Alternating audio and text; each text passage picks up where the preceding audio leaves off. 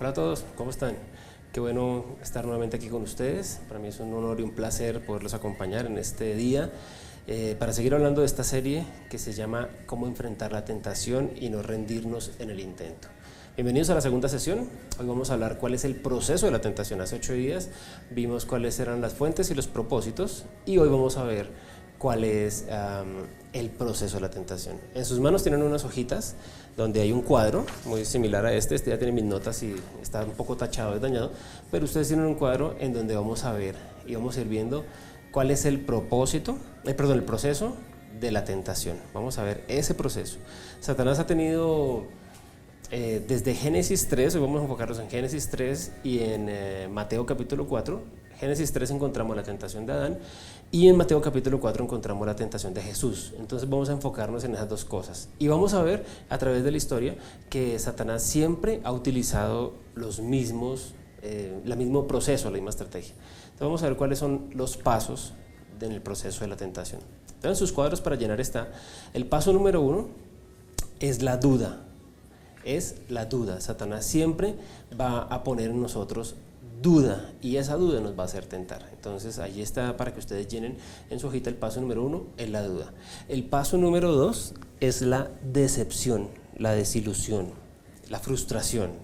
Entonces ese es el segundo paso que Satanás pone para que nosotros empecemos a ser tentados. Y el paso número 3 es el desvío. El que nos quiere buscar hacer, tomar un atajo y buscar las cosas de la manera más rápida posible. Entonces ya vimos cuáles son los 3 pasos del proceso. Entonces el proceso está paso 1, la duda, paso número 2, la decepción y paso número 3, el desvío. Ese es el proceso, la duda, la decepción y el desvío. Ahora vamos a ver los 3 pasos de Satanás. Entonces, en el paso número 1 de la duda, Satanás cuestiona la palabra de Dios. Satanás nos hace cambiar, Satanás nos hace dudar acerca de la palabra de Dios, él la cuestiona. Ahora vamos a ver cómo es esto. En el paso número 2, Satanás te presenta una mentira. Juan 8:44 dice que ustedes son de su padre, el diablo, cuyos deseos quieren cumplir. Desde el principio, este ha sido un asesino y no se mantiene en la verdad porque no hay verdad en él. Cuando miente, expresa su propia naturaleza, porque es un mentiroso. Él es el padre de la mentira. Eso nos está hablando Juan capítulo 8 versículo 44. ¿Quién se lo está diciendo a Jesús? Se lo está diciendo a los fariseos. Está diciendo que ellos son hijos de Satanás y que en Satanás no puede haber verdad. Satanás nunca va a decir la verdad porque él es el padre de la mentira. Entonces ya vimos cuál es el proceso de la tentación, la duda, la decepción y el desvío.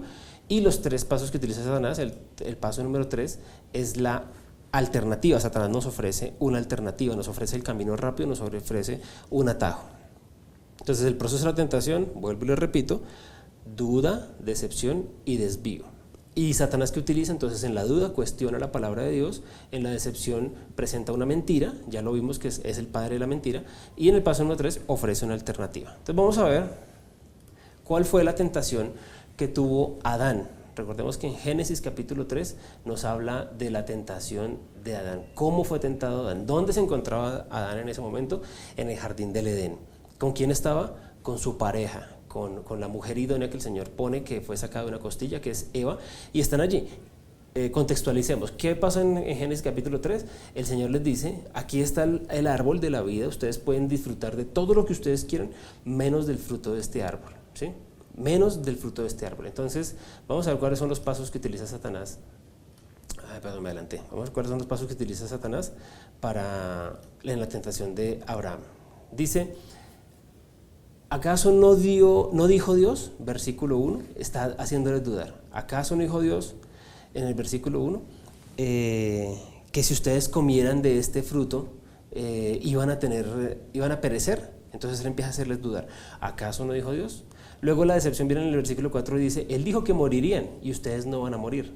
Y luego en el paso 3 dice que si ustedes prueban el fruto de ese árbol, lo que ustedes van a tener es la sabiduría y van a estar en igualdad de condiciones. Entonces el que les ofrece un atajo y les dice, cómanse ese fruto y ustedes van a ser sabios. Dios quiere que nosotros seamos sabios. Dios nos nos ha creado para que nosotros seamos sabios. Una cosa es la inteligencia, el conocimiento, y otra cosa es la sabiduría. La sabiduría es actuar y obrar como Dios quiere que nosotros obremos y como Él también obra. Entonces Satanás nos ofrece un atajo para conseguir las cosas. Ese es el proceso de la tentación. Lo que Él quiere que nosotros hagamos en medio de la tentación es que tomemos atajos para conseguir las cosas. Entonces, vamos a ver cuál fue la tentación de Jesús. Ya vimos la de Adán en el capítulo 3 de Génesis. Ahora vamos a Mateo capítulo 4 y vamos a ver cuáles los pasos que Satanás utilizó con Jesús. En el versículo 6 de Mateo capítulo 4 le dice: si tú eres hijo de Dios, si tú eres el hijo de Dios, entonces lo pone a dudar. Está queriendo que él dude mejor. En la decepción dice, malinterpreta la escritura y la utiliza fuera de contexto. ¿Qué dice el Salmo 91, 11? Porque Él ordenará que sus ángeles te cuiden en todos sus caminos. Entonces Él trata de manipular la palabra y utilizarla fuera de contexto. Entonces dice, si tú eres el Hijo de Dios, entonces lánzate y dile a tus ángeles, porque la palabra lo dice, que a sus ángeles enviará cerca de ti. Entonces Él manipula la palabra. Y número 3 le dice a Jesús, le ofrece el atajo y le dice, serás adorado ahora. A través de la obra redentora de la cruz, Jesús es adorado. Nosotros adoramos a Jesús en todo tiempo, en todo momento y en toda circunstancia. Esa es la finalidad de la obra de la cruz. También, aparte de nuestra salvación, de nuestra redención, a través de la cruz Jesús obtiene la adoración. Pero Satanás le dice, entonces, si tú eres el Hijo de Dios, dile a estas piedras que se conviertan en pan porque tú tienes hambre. Si tú eres el Hijo de Dios, lánzate de este lugar y la palabra dice que tus ángeles enviará cerca de ti. Todo lo empieza a utilizar en mal contexto. Y si tú eres Hijo de Dios, entonces haz esto para que todos se postraran ante ti y te adoraran. Entonces, Satanás lo que hace es utilizar esto fuera de contexto. Dios es... vamos a ver, perdón, no me adelanto. Vamos a ver lo que el Señor o la verdad que Dios dice. Marcos capítulo 13, versículo 31 dice... El cielo y la tierra pasarán, pero mis palabras no pasarán. Dios siempre va a cumplir. Si Él nos prometió algo, si en su palabra dice algo, Él lo va a cumplir, porque Él lo dice, cielo y tierra pasarán, pero mi palabra nunca va a pasar. Lo que pasa es que nosotros debemos entender debemos entender, una cosa es no y otra cosa es todavía no. Entonces, ¿por qué no hemos recibido las bendiciones de Dios? Porque todavía no estamos preparados y todavía no es el tiempo de recibirlas. Entonces, Dios a veces tiene demoras en las bendiciones para nosotros, pero no es porque Él no quiera dárnoslas, es porque Él necesita que nosotros estemos preparados para recibirlas. Entonces, eso es lo que está sucediendo en este pasaje. ¿Qué otra cosa, qué otra la verdad de Dios acerca de la decepción? Y sabed que vuestro pecado os alcanzará. Entonces nosotros debemos estar conscientes que todo lo que hagamos tiene una consecuencia y que nuestro pecado nos alcanzará. Y para los que les gusta el camino del atajo, el camino corto, Proverbios 14:12 nos dice, la verdad de Dios es que hay caminos que al hombre le parecen rectos, pero que acaban por ser caminos de muerte. Hay caminos que al hombre le parecen rectos, pero que acaban por ser caminos de muerte. Entonces vemos que la verdad de Dios acerca de la duda es que el cielo y la tierra pasarán, pero las palabras de Dios nunca pasarán. El segundo, que a pesar de que nosotros tratemos de cambiar las cosas y que el enemigo nos ponga mentiras, sabemos que nuestro pecado nos va a alcanzar. Vamos a ver un ejemplo pequeño de esto. Hay una historia en la Biblia que habla sobre Abraham, ¿se acuerdan? Abraham, el padre de la fe. Abraham, el hombre anciano que el Señor le prometió, más o menos a sus 60 años, el Señor le dijo, vas a tener un hijo y vas a ser padre de multitudes. Y tu descendencia será tan grande como las estrellas del cielo y será incontable como la arena del mar. Entonces, Abraham tiene esa promesa, pero Abraham ve que pasa el tiempo y ya tiene 90 años y no ha tenido a su hijo. Entonces, ¿qué hace Abraham? Abraham ve que Sara, su esposa, es estéril y no puede tener hijos, entonces toma a Agar, la criada de su esposa, viene con ella, tiene relaciones y tiene intimidad y ella queda embarazada y tienen a su hijo Ismael. Y él va donde Dios y le dice, Señor, ya tengo el hijo de la promesa. Y el Señor le dice, no, él no es, te has adelantado, no es el hijo de la promesa, este no es. Y por causa de esto vemos que después, ustedes ya saben la historia, nace Isaac, el hijo de la promesa. y la guerra entre Isaac e Ismael es lo que hoy conocemos como la Franja de Gaza, lo que hay en Palestina. Esa guerra viene desde ese momento. Entonces debemos entender cuando Dios dice que Dios dice no y que Dios dice todavía no. ¿Cuál es la respuesta correcta que debemos tomar en este proceso de la tentación? Ya vimos cuál es el proceso, ya vimos los 3 pasos de Satanás, la tentación de Adán, la tentación de Jesús, la verdad que dice Dios, y vamos a ver cuál es la respuesta correcta. Sí, Dios sí lo ha dicho, ¿sí? Afirmas la palabra de Dios. Satanás siempre nos va a tomar y nos va a querer achicopalar y nos va a coger y nos va a aplastar y va a querer que nosotros dudemos de la palabra de Dios. Entonces, ¿cuál es la respuesta que nosotros debemos tener? Afirmar en nuestra cabeza y en nuestro corazón y tener la seguridad que si Dios dijo, Dios lo cumple. Y la forma de responder es, sí, Dios sí lo hizo, Dios sí lo dijo y Dios lo hará. En cuanto a la duda, debemos citar las Escrituras. Recuerden que a Jesús le dijeron, si tú eres el Hijo de Dios, entonces dile a esta piedra que se convierta en pan. Y Jesús que dijo, no solo de pan vivirá el hombre. Este proceso lo vamos a ver más adelante, esto lo vamos a hablar más adelante en las otras charlas, de cómo llenar nuestra cabeza de las Escrituras y cómo responder a través de las Escrituras. Y número 3, en el desvío debemos esperar lo mejor de Dios. No tomemos el atajo. Si nosotros nos mantenemos firmes, si nos mantenemos rectos, si nos mantenemos ante Dios en las cosas que Él nos dice, nosotros no vamos a tomar atajos y siempre debemos esperar lo mejor de Dios. Entonces, aquí ya terminamos de llenar nuestros cuadros, ya terminamos de llenar esta parte y vamos a ver en la parte de atrás qué lecciones nos deja a nosotros, porque esa es la forma en que nosotros debemos responder. Esa es la forma como Jesús quiso y lo mostró. En Génesis capítulo 3, Adán es vencido, Adán es derrotado y a causa del pecado de Adán y a causa de que él fue vencido por Satanás, encontramos todo lo que encontramos hoy en día. El pecado y todo lo que viene, las consecuencias de eso, es lo que nosotros estamos viviendo hoy en día. Pero hace más de 2000 años vino Jesús a la cruz y murió y él demostró que sí se puede. El mismo proceso utilizó Satanás con Adán, lo utilizó con Jesús. ¿Cuál fue la diferencia? Que Adán perdió y Jesús venció. Jesús derrotó a Satanás allí. La obra consumadora de la cruz fue necesaria para salvarnos de nuestro propio pecado y Él entregarse como sacrificio vivo por nosotros. Pero el momento en que Jesús vence a Satanás, antes de la cruz, fue aquí en el desierto. ¿Qué pasó en Mateo capítulo 3? En Mateo capítulo 3 encontramos el bautizo de Jesús y encontramos que el cielo se abre y que una voz y que la paloma viene y desciende sobre él y dice, este es mi Hijo amado en quien tengo complacencia. Eso podríamos decir que es el momento cumbre de Jesús iniciando su ministerio.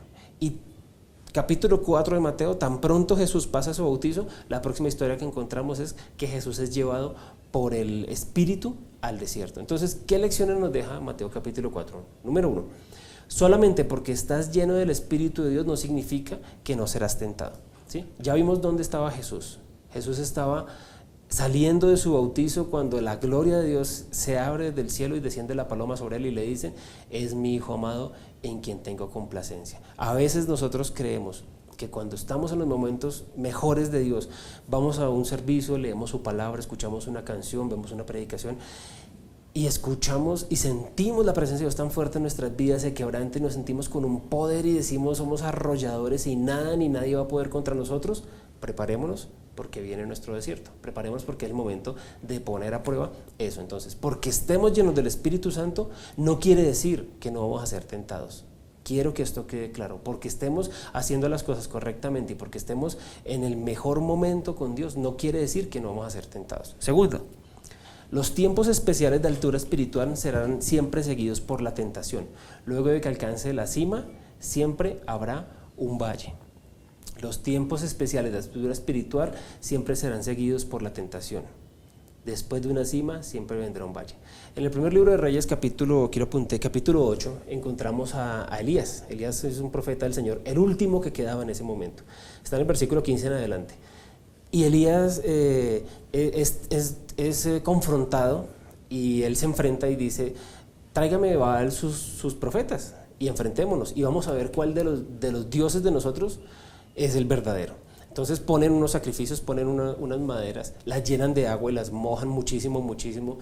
Y él dice, el que haga descender fuego del cielo, ese es el Dios verdadero. Y los 400 profetas comienzan a luchar y a pelear y a orar y a hacer sus conjuros y a hacer sus llamados, a hacer todas las cosas que ellos sabían hacer, pero no había respuesta. Es más, si ustedes lo leen en algunas versiones, encontramos que Elías se burlaba de ellos y les dice, ¿y qué pasa con sus dioses? ¿Será que se fueron para el baño? Literalmente Elías les está diciendo, sus dioses están en el baño, no pudieron y se fueron para el baño y están tratando de lograrlo y no pueden. Y luego de esto, el Señor, Elías da la palabra y el Señor envía fuego del cielo y enciende estas maderas que están allí mojadas, las enciende, aún estando mojadas, las enciende y es la prueba viviente. Eso es un momento de éxtasis, es un momento de altura, es un momento de victoria del profeta Elías. Pero unos capítulos más adelante lo encontramos escondido en una cueva, porque después de todo esto él salió corriendo y lo buscaron para matarlo, y lo encontramos en una cueva llorando, desesperado, asustado y diciendo que se quiere morir porque es el único que queda, el único que le está sirviendo al Señor y que lo están persiguiendo y que lo quieren matar. Entonces, fíjense la grandeza que este hombre tuvo, la grandeza de altura espiritual, pero después fue seguido por la tentación, por la duda. Fíjense el proceso que estamos llevando, por la duda, por la decepción y por el desvío. Número 3 que nos enseña esta lección de Mateo capítulo 4 es que somos tentados cuando nuestra resistencia está baja. Jesús viene de la gloria en capítulo 3 del bautizo, es llevado por el Espíritu al desierto y han pasado 40 días. ¿Sí? 40 días está él allá sin tomar bebida y sin probar alimento. Entonces, cuando su resistencia está baja, es cuando Satanás se le aparece y lo tienta. Entonces, si el Señor Jesús fue tentado en esa área, tengan la seguridad que usted y yo vamos a ser tentados de la misma manera. Cuando estemos deprimidos, cuando estemos bajos de nota, cuando no queramos hacer nada, ninguna cosa, vamos a ser tentados. Número 4 que nos enseña este capítulo 4 de Mateo es que no somos tentados solamente en nuestras debilidades, sino también en nuestras fortalezas. Quiero aclarar esto, a veces pensamos que nosotros vamos a ser tentados, por ejemplo, a una persona le gusta el alcohol, le gusta tomar o le gusta fumar o le gusta los juegos de azar, entonces digamos que esas son las debilidades, entonces pensamos que siempre van a ser tentados en esas áreas específicamente. No, nosotros también vamos a ser tentados en nuestras fortalezas. Por ejemplo, si usted es muy inteligente, usted puede ser tentado a ser altivo, a ser soberbio. Si usted es una persona que cae bien a todo el mundo, usted puede ser tentado a ser odioso. Si usted es una persona que tiene un conocimiento muy amplio de la palabra de Dios, usted puede ser tentado a creerse más que los demás. Si usted es una persona que conduce muy bien un vehículo, usted puede ser tentado al orgullo. ¿Sí me hago entender? En sus fortalezas, en nuestras fortalezas podemos ser tentados, ¿sí? Terminamos por hoy en esta sesión número 2, entendiendo el proceso de la tentación. Espero que hayamos aprendido un poco y recordemos que tenemos 3 preguntas. En la parte de atrás de su hoja van a encontrar 3 preguntas. Número 1, ¿qué escuchaste? ¿Qué te dijo Dios? ¿De qué fue lo más importante? ¿Sí? Número 2, aquí lo tengo apuntado, ¿qué piensas al respecto? Por favor, compartan allí en el grupo donde están ustedes, compartan los unos con los otros. ¿Qué pensamos al respecto de este proceso de la tentación? ¿En algún momento el Señor ha permitido que nosotros pasemos por alguna de estas áreas? ¿Satanás ha utilizado algunas cosas para tentarnos? ¿Satanás ha hecho que dudemos de la palabra? ¿Satanás nos ha traído decepción? ¿Y Satanás nos ha ofrecido el atajo? ¿Hemos querido tomar el camino corto, el camino fácil? Yo creo que sí, pensemos en eso. Y número 3, ¿qué harás?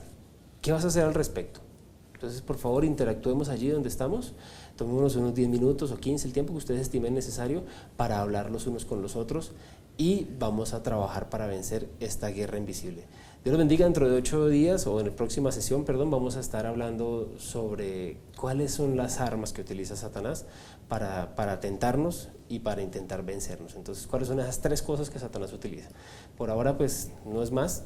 Nos despedimos de esta sesión número 2, el proceso de la tentación. Recuerden que estamos hablando de enfrentando la tentación, cómo ganar la batalla y no rendirse en el intento. Dios les bendiga. Espero que haya sido de su agrado, espero que el Señor haya hablado sus vidas, así como lo ha hablado la mía, y nos vemos en una próxima oportunidad. Muchas bendiciones.